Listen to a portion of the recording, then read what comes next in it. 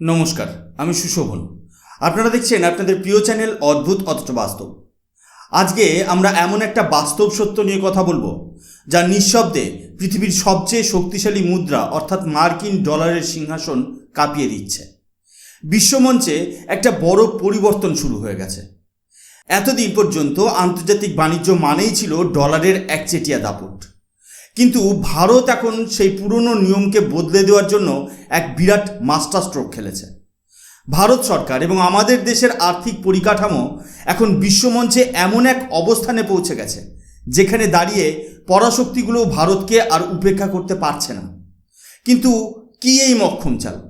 ভারত কিভাবে আমেরিকার তৈরি করা গ্লোবাল ফিনান্সিয়াল সিস্টেমের ভেতরে ঢুকেই সেই সিস্টেমকে ভারতের স্বার্থে ব্যবহার করা শুরু করলো? এই সম্পূর্ণ ঘটনাটি জানলে আপনিও একজন ভারতীয় হিসেবে গর্ববোধ করবেন। কিন্তু মূল আলোচনায় যাওয়ার আগে আমাদের নিজেদেরকে কয়েকটা অত্যন্ত গুরুত্বপূর্ণ প্রশ্ন করা দরকার। আপনারা কি কখনো ভেবে দেখেছেন, ভারত যদি রাশিয়ার থেকে তেল কিনতে গিয়ে বা মধ্যপ্রাচ্যের দেশগুলোর সাথে বাণিজ্য করার সময় ডলার ব্যবহার করা বন্ধ করে দেয়, তবে গ্লোবাল ইকোনমি বা বিশ্ব অর্থনীতিতে তার কী প্রভাব পড়বে? যদি আমেরিকার তৈরি করা কোনো আন্তর্জাতিক নিষেধাজ্ঞা বা স্যাংশনস ভারতের এই স্বাধীন বাণিজ্য নীতিকে আটকাতে না পারে, তবে কি বিশ্বমঞ্চে ওয়াশিংটনের ক্ষমতা কিছুটা হলেও হ্রাস পাবে? আর সবচেয়ে বড় প্রশ্ন, আন্তর্জাতিক বাণিজ্যে ভারতীয় রুপির এই যে ধারাবাহিক উত্থান, এটা কি সত্যিই সারা বিশ্বে ডলারের যে একাধিপত্য আছে সেটার উপরে এক বিরাট আঘাত? এই সমস্ত প্রশ্নের উত্তর লুকিয়ে আছে গত কয়েকদিনের ঘটে যাওয়া কিছু গুরুত্বপূর্ণ আন্তর্জাতিক ঘটনার মধ্যে। আজ আমরা সেই না বলা সত্যটাই একদম সহজ সরল ভাষায় বিশ্লেষণ করব। পুরো ভিডিওটি শেষ পর্যন্ত দেখলে আপনারা বুঝতে পারবেন কিভাবে ভারত সরকার এক অভিনব অর্থনৈতিক কূটনীতি বা ইকোনমিক ডিপ্লোমেসির মাধ্যমে বিশ্বমঞ্চে নিজেদের সার্বভৌমত্ব প্রতিষ্ঠা করছে। চলুন শুরুতেই আজকের আসল এবং সবচেয়ে বড় খবরটা একবার দেখে নেওয়া যাক। আন্তর্জাতিক আর্থিক ক্ষেত্র থেকে ভারতের জন্য এক বিরাট এবং ঐতিহাসিক খবর সামনে আসছে। বিশ্ববিখ্যাত আমেরিকান আর্থিক তথ্য ও প্রযুক্তি সরবরাহকারী সংস্থা ব্লুমবার্গ ভারতের সরকারি বন্ড বাজারের জন্য একটি সম্পূর্ণ নতুন এবং আধুনিক ইলেকট্রনিক ট্রেডিং ওয়ার্কফ্লো চালু করেছে। মুম্বাই থেকে পাওয়া অফিসিয়াল রিপোর্ট অনুযায়ী ব্লুমবার্গ তাদের গ্লোবাল প্ল্যাটফর্মে প্রথম ইলেকট্রনিক ইন্ডিয়ান গভর্নমেন্ট বন্ড বা আইজিবির লেনদেন সফলভাবে সম্পন্ন করেছে। এর ফলে এখন থেকে বিদেশি বড় বড় বিনিয়োগকারীরা খুব সহজেই সরাসরি ডিজিটাল উপায়ে ভারতের সরকারি বন্ডে টাকা বিনিয়োগ করতে পারবেন। আপনারা এখন স্ক্রিনে যে নিউজ আর্টিকেলের স্ক্রিনশটটি দেখছেন সেটি সরাসরি ব্লুমবার্গের অফিসিয়াল প্রেস রিলিজ। এর হেডলাইনে পরিষ্কার লেখা রয়েছে, Bloomberg introduces electronic trading workflow for Indian government bonds. অর্থাৎ ব্লুমবার্গ ভারতের সরকারি বন্ডের জন্য একটি ইলেকট্রনিক ট্রেডিং ব্যবস্থা চালু করেছে। এখন আপনাদের বুঝতে হবে যে এই সাধারণ দেখতে খবরের আড়ালে আসল গেম প্ল্যানটা কী। এই ব্যবস্থার মাধ্যমে বিদেশি পোর্টফোলিও বিনিয়োগকারীরা, যাদের আমরা ইকোনমিক্সের ভাষায় ফরেন পোর্টফোলিও ইনভেস্টমেন্ট বা এফপিআই বলি, তারা সরাসরি নিউ ইয়র্ক, লন্ডন বা সিঙ্গাপুরে বসেই ভারতের বাজারে টাকা ঢালতে পারবেন। এই পুরো ব্যবস্থাটা ভারতের রিজার্ভ ব্যাঙ্ক অফ ইন্ডিয়া এবং ক্লিয়ার কর্প ডিলিং সিস্টেমস লিমিটেডের এনডিএসওএম বা negotiated dealing system order mechanism সিস্টেমের মধ্যে সরাসরি যুক্ত করা হয়েছে। এর সহজ মানে হলো, আগে বিদেশি বিনিয়োগকারীদের ভারতের বন্ড মার্কেটে বিনিয়োগ করতে গেলে যে জটিল ও দীর্ঘ আইনি ও ম্যানুয়াল প্রক্রিয়ার মধ্যে দিয়ে যেতে হতো, তা এখন সম্পূর্ণ ডিজিটাল হয়ে গেল। কোনো জটিলতা নেই, কোনো মধ্যস্বত্বভোগী নেই।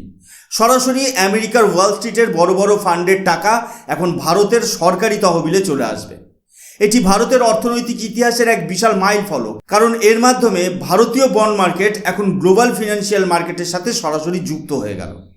এখন প্রশ্ন হচ্ছে, ব্লুমবার্গের এই পদক্ষেপের ফলে ভারতের অর্থনৈতিক কূটনীতি বা ইকোনমিক ডিপ্লোমেসিতে কী ধরনের বৈপ্লবিক পরিবর্তন আসতে চলেছে?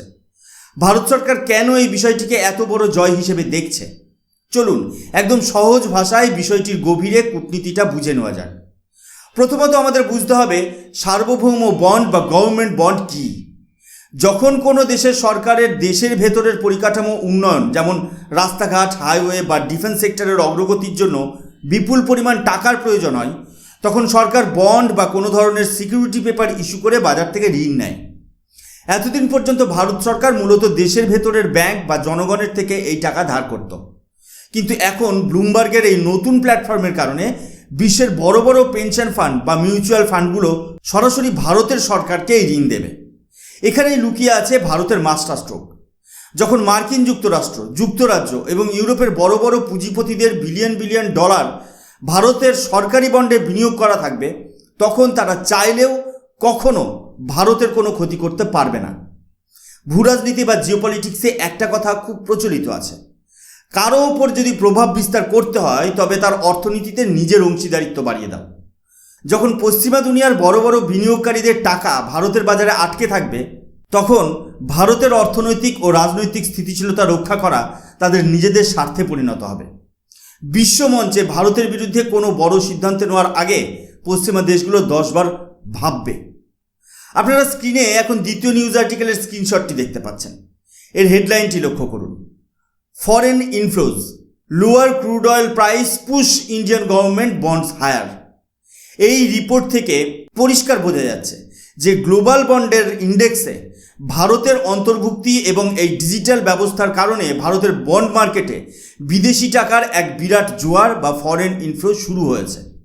এই বিদেশি পুঁজি আসার কারণে ভারতের নিজস্ব বৈদেশিক মুদ্রার ভাণ্ডার বা ফরেন এক্সচেঞ্জ রিজার্ভ যেমন শক্তিশালী হচ্ছে, তেমনি আমাদের দেশের সরকারকে পরিকাঠামো উন্নয়নের জন্য আর কোনো বিদেশি ব্যাংক বা আইএমএফের কাছে হাত পাততে হচ্ছে না। ভারত এখন নিজের শর্তে নিজের সার্বভৌমত্ব বজায় রেখে বিশ্ববাজার থেকে পুঁজি সংগ্রহ করছে। এটি হলো নতুন ভারতের আত্মনির্ভর অর্থনৈতিক কূটনীতি বা স্ট্র্যাটেজিক অটোনমি। এবার আমরা আমাদের আজকের ভিডিওর সবচেয়ে গুরুত্বপূর্ণ এবং আকর্ষণীয় বিষয়ে প্রবেশ করব, যা হলো ডলারাইজেশন বা আন্তর্জাতিক বাণিজ্য থেকে মার্কিন ডলারের একাধিপত্য কমানো। আপনারা অনেকেই সাম্প্রতিক সময়ে খবরে পড়েছেন বা শুনেছেন যে ভারত সরকার বিশ্বের বহু দেশের সাথে এখন সরাসরি মার্কিন ডলার বাদ দিয়ে স্থানীয় মুদ্রা অর্থাৎ ভারতীয় রুপিতে ব্যবসা করার জন্য একের পর এক দ্বিপাক্ষিক চুক্তি সম্পন্ন করছে। কিন্তু আপনাদের মনে প্রশ্ন জাগতেই পারে, ব্লুমবার্গের বন্ড মার্কেটের খবরের সাথে এই লোকাল কারেন্সি ট্রেড বা স্থানীয় মুদ্রায় বাণিজ্যের সম্পর্কটা ঠিক কোথায়? সম্পর্কটা অত্যন্ত গভীর। চলুন একটা বাস্তব উদাহরণ দিয়ে বোঝা যাক। মনে করুন ভারত ইউএই বা রাশিয়ার সাথে চুক্তি করলো যে আমরা ডলার ব্যবহার করব না, আমরা রুপির মাধ্যমে লেনদেন করব। এখন ভারত যখন তাদের থেকে তেল বা অন্য জিনিস কিনবে, তখন ভারত তাদের রুপিতে টাকা দেবে। এর ফলে সেই বিদেশি দেশগুলোর সেন্ট্রাল ব্যাংকের কাছে প্রচুর পরিমাণে ভারতীয় রুপি জমা হবে। এখন ওই দেশগুলোর সামনে একটা বড় সমস্যা দেখা দেয়, তারা ওই উদ্বৃত্ত রুপি নিয়ে কি করবে? কারণ তারা তো আর সব রুপি দিয়ে ভারতের থেকে জিনিস কিনতে পারবে না। একটা সময় পর তাদের কাছে রুপি অলস হয়ে পড়ে থাকবে। আর কোনো মুদ্রা যদি অলস পড়ে থাকে, তবে কোনো দেশই সেই মুদ্রায় ব্যবসা করতে চাইবে না। আপনারা এখন স্ক্রিনে যে তৃতীয় নিউজ আর্টিকেলটি দেখছেন তা এই বিষয়ের একটি নিটোল বাস্তব প্রমাণ। হেডলাইনটি দেখুন, India and Indonesia launch local currency settlement framework to reduce dollar Reliance. অর্থাৎ ভারত ও ইন্দোনেশিয়া সরাসরি ডলারের উপর নির্ভরতা কমাতে লোকাল কারেন্সি সেটেলমেন্ট ফ্রেমওয়ার্ক চালু করেছে। যেটা বলছে এই ব্যবস্থার ফলে দুই দেশের মধ্যে স্থানীয় মুদ্রার লেনদেনের পরিমাণ রেকর্ড হারে বৃদ্ধি পেয়েছে। এখন ভাবুন, ইন্দোনেশিয়া বা ইউএইর কাছে যে অতিরিক্ত রুপি জমা হচ্ছে, তারা সেটা নিয়ে কী করবে? এই প্রশ্নের উত্তরই এনে দিয়েছে ব্লুমবার্গের এই নতুন বন্ড ট্রেডিং সিস্টেম। এখন বিদেশি দেশগুলো তাদের কাছে জমা থাকা উদ্বৃত্ত রুপি খুব সহজেই ব্লুমবার্গ টার্মিনালের মাধ্যমে ভারতের বন্ডে বিনিয়োগ করতে পারবে। এর ফলে তারা ঘরে বসেই ভারতীয় বন্ড থেকে একটা নিশ্চিত সুদ বা মুনাফা পাবে। এর ফলে কি সুবিধা হলো? প্রথমত, বিদেশি দেশগুলোর কাছে রুপি আর অলস হয়ে পড়ে থাকবে না, বরং তা লাভজনক বিনিয়োগে পরিণত হবে। দ্বিতীয়ত, বিশ্ববাজারে ভারতীয় রুপির তারল্য বা লিকুইডিটি এবং গ্রহণযোগ্যতা এক ধাক্কায় বহুগুণ বেড়ে যাবে। তৃতীয়ত, আন্তর্জাতিক বাণিজ্যে রুপি এখন একটা শুধু কাগজি মুদ্রা নয়, বরং একটি শক্তিশালী গ্লোবাল ইনভেস্টমেন্ট কারেন্সি হিসেবে আত্মপ্রকাশ করবে। ভারত সরকার অত্যন্ত চতুরতার সাথে এমন এক আর্থিক চক্র তৈরি করেছে যেখানে অন্য দেশগুলো ভারতের সাথে রুপিতে ব্যবসা করতে আর দ্বিধাবোধ করবে না। কারণ তারা জানে রুপি জমা হলে তা ভারতের বন্ড মার্কেটে খাটিয়ে আরও টাকা আয় করা সম্ভব। একেই বলে দূরদর্শী জাতীয়তাবাদী অর্থনৈতিক নীতি। এই পর্যায়ে এসে একটা অত্যন্ত যৌক্তিক প্রশ্ন মনের মধ্যে আসতেই পারে। ভারত যেভাবে একের পর এক দেশের সাথে লোকাল কারেন্সি বাণিজ্যের চুক্তি করছে, বন্ড মার্কেট ওপেন করে দিচ্ছে এবং ডলারের সাম্রাজ্যে হস্তক্ষেপ করছে, তাতে আমেরিকার কি মাথা ব্যথা হচ্ছে না? আমেরিকা কি এই পুরো বিষয়টাকে চুপচাপ বসে দেখবে? উত্তরটা হলো আমেরিকা অবশ্যই এই পুরো বিষয়ের উপর অত্যন্ত তীক্ষ্ণ নজর রাখছে। কারণ মার্কিন ডলারের এই একাধিপত্য বা ডলার হেজিমনির উপর ভিত্তি করেই আমেরিকা সারা পৃথিবীর উপর দাদাগিরি করে। তারা যখন খুশি যে কোনো দেশের ওপর অর্থনৈতিক নিষেধাজ্ঞা চাপিয়ে দিতে পারে, যেমনটা তারা ইরানের উপর করেছে বা রাশিয়ার উপর করেছে। কিন্তু ভারত যখন ডলারের বাইপাস তৈরি করে নিজস্ব পেমেন্ট সিস্টেম এবং রুপির বাজার বড় করছে, তখন আমেরিকার সেই নিষেধাজ্ঞার অস্ত্রটা ভোঁতা হয়ে যাচ্ছে। আপনারা এখন স্ক্রিনে আমাদের শেষ এবং চতুর্থ নিউজ আর্টিকেলের স্ক্রিনশটটি দেখতে পাচ্ছেন। এটি টাইমস অফ ইন্ডিয়ার একটি অত্যন্ত গুরুত্বপূর্ণ ভিডিও বিশ্লেষণের অংশ, যার হেডলাইন হলো India's silent dedollarization push gain momentum. অর্থাৎ ভারত অত্যন্ত নীরবে কোনো হইচই না করে এই ডিডলারাইজেশন বা ডলার মুক্তির প্রক্রিয়াকে এগিয়ে নিয়ে যাচ্ছে। তাহলে আমেরিকা ভারতকে থামাচ্ছে না কেন? কেন ওয়াশিংটন ভারতের ওপর কোনো কঠোর পদক্ষেপ নিচ্ছে না? এর পেছনে রয়েছে এক অসামান্য ভূরাজনৈতিক সমীকরণ। আমেরিকা খুব ভালো করেই জানে যে এই মুহূর্তে বিশ্বমঞ্চে তাদের সবচেয়ে বড় প্রতিপক্ষ বা শত্রু হলো চীন। চীন তাদের নিজস্ব মুদ্রা ইউয়ানকে ডলারের বিকল্প হিসেবে প্রতিষ্ঠা করতে মরিয়া চেষ্টা করছে। এখন আমেরিকা যদি ভারতকে তার রুপির আন্তর্জাতিকীকরণ করতে বাধা দেয়, তবে বিশ্ববাজারের এবং বিশেষ করে এশিয়া অঞ্চলের দেশগুলো বাধ্য হয়ে চীনের ইউয়ানের দিকে ঝুঁকে পড়বে। আর চীন যদি একবার গ্লোবাল ফিনান্সিয়াল সিস্টেমের মাথায় চড়ে বসে, তবে তা আমেরিকার সুপার পাওয়ার অবস্থানের জন্য চিরতরে বিপর্যয় ডেকে আনবে। তাই আমেরিকা এখন এক অদ্ভুত পরিস্থিতির সম্মুখীন। তারা একদিকে দেখছে ভারত ডলারের উপর নির্ভরতা কমাচ্ছে, যা তাদের পছন্দ নয়, কিন্তু অন্যদিকে তারা এটাও জানে যে এশিয়া প্যাসিফিক অঞ্চলে চীনকে রুখতে গেলে ভারতের অর্থনৈতিক ও সামরিকভাবে শক্তিশালী হওয়াটা ওয়াশিংটনের জন্য অত্যন্ত জরুরি। তাই নিজের অস্তিত্ব রক্ষার স্বার্থেই আমেরিকা ভারতের এই অর্থনৈতিক উত্থান এবং জাতীয়তাবাদী নীতিকে এক প্রকার প্রয়োজনীয় আপোষ বা নেসেসারি কম্প্রোমাইজ হিসেবে মেনে নিতে বাধ্য হচ্ছে। ভারত সরকার এই ভূরাজনৈতিক ফাটল বা জিওপলিটিক্যাল গ্যাপটাকে অত্যন্ত চমৎকারভাবে নিজেদের দেশের স্বার্থে ব্যবহার করছে। সবশেষে বলা যায়, ব্লুমবার্গের এই নতুন ইলেকট্রনিক বন্ড ট্রেডিং ব্যবস্থা এবং ভারত সরকারের লোকাল কারেন্সি ট্রেড পুশ কোনোটি বিচ্ছিন্ন ঘটনা নয়।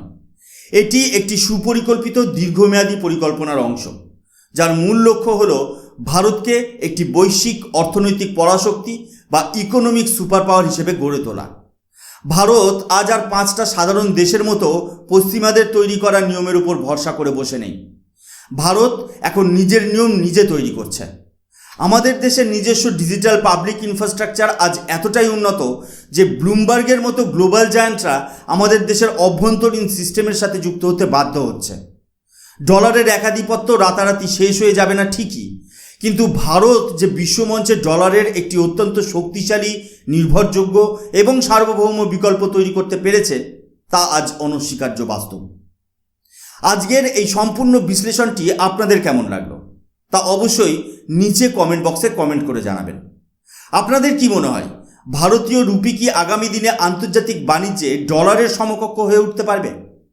ভারত সরকারের এই অর্থনৈতিক কূটনীতি নিয়ে আপনাদের নিজস্ব কী মতামত তা জানাতে ভুলবেন না। ভিডিওটি ভালো লাগলে অবশ্যই একটি লাইক করবেন এবং আপনার বন্ধুদের সাথে শেয়ার করবেন, যাতে প্রত্যেকে ভারতের এই নীরব অর্থনৈতিক বিপ্লবের কথা জানতে পারে। আর এই ধরনের তথ্য সমৃদ্ধ এবং বাস্তবসম্মত ভূরাজনৈতিক বিশ্লেষণ জানার জন্য আমাদের চ্যানেল অদ্ভুত অথচ বাস্তবকে সাবস্ক্রাইব করতে একদম ভুলবেন না। আমি সুশোভন আজকের মতো এখানেই শেষ করছি। দেখা হবে পরবর্তী ভিডিওতে। ততক্ষণ পর্যন্ত ভালো থাকবেন, সুস্থ থাকবেন। জয় হিন্দ, বন্দে মাতরম, ভারত মাতা কি জয়।